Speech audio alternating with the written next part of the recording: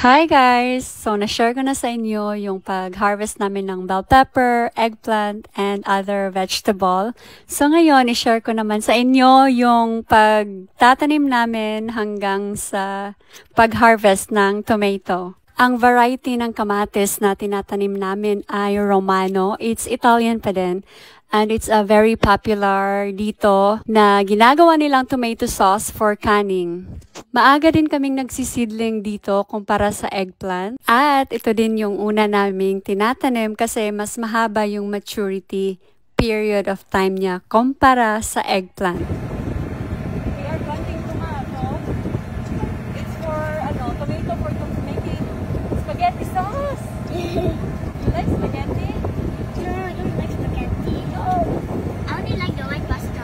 Oh, no.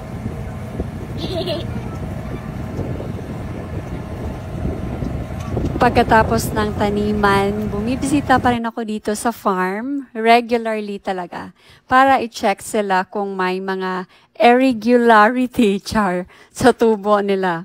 At kung pag may nakikita akong mga insect, yun, pinipicturean ko sila at isinend ko yan sa agronome namin. If it's alarming kind of insect, murag correct. Nakahinomdom pa ba mo aning langgam nga nangitlog sa punuan sa kamatis? Nga wala gani naghimo og salag. Diretso rag pangitlog. Way paki nga init kayo ang plastic nga gibutangan sa iyahang mga itlog. Onya, maupay dalhan og balay, maupay mamugno. Sige, mag-ulan ra ba?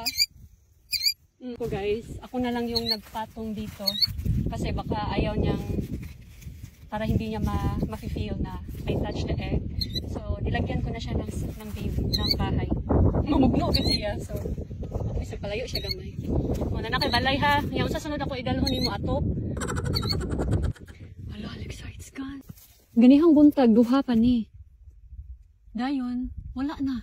So, nagluod gudong langgama no kay gikuha gud niya ang mga itlog. So, mo na nag-search gud ko sa Google kung capable ba sila mo alsa sa ilang itlog nga man sila kamot.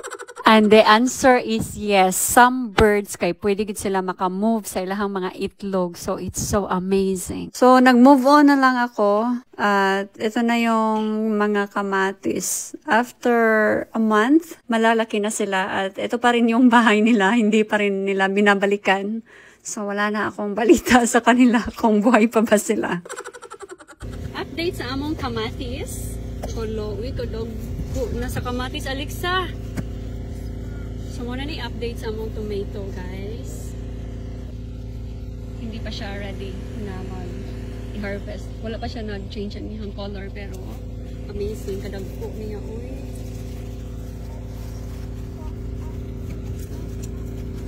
Ang dami niya talagang bunga sa isang puno. Grabe. Ang dami. At ang lalaki pa. At maraming coming din na maliliit. Itong kamatis pala ay normally yung ginagawa nila dito is ginawa nilang spaghetti sauce. Mga Italian po yung mas mahilig bumili nito kasi intended po talaga ito for tomato sauce. Pero para sa akin, same talaga siya ng forma sa kamatis natin dyan sa Pilipinas, yung pang lamas. Pero sila dito, pang pang tomato sauce. Few weeks later, pwede na naming i-harvest at pasensya na talaga kayo kasi wala talaga akong ginawang video na nung nag-a-apply sila ng fertilizer or nag-water irrigation dahil sa sobrang busy ko na rin.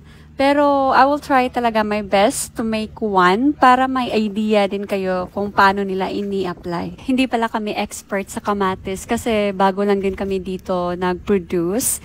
Kaya pati sa pag-harvest medyo nahihirapan kami sa setup. Like overall manual kaayo ang amuang setup. Maraming kailangan i-improvise. Nag-sorting din pala kami dito by color at lahat ng maliliit ay tinatapon lang siya. Pero ako, tinatabi ko sila at pinamimigay ko sa mga nagtatrabaho dito kasi sayang din naman.